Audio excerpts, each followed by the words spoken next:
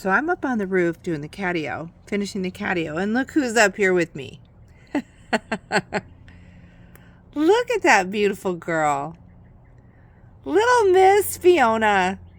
She decided being a feral cat was not going to work.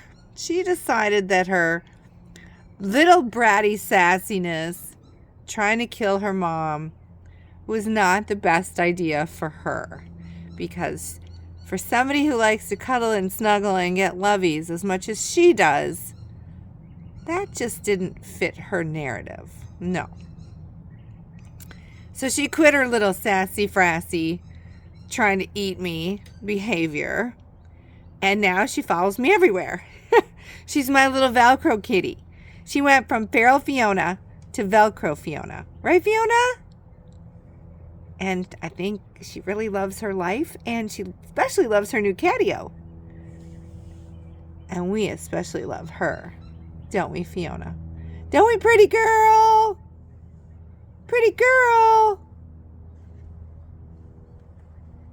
I think somebody's pretty happy.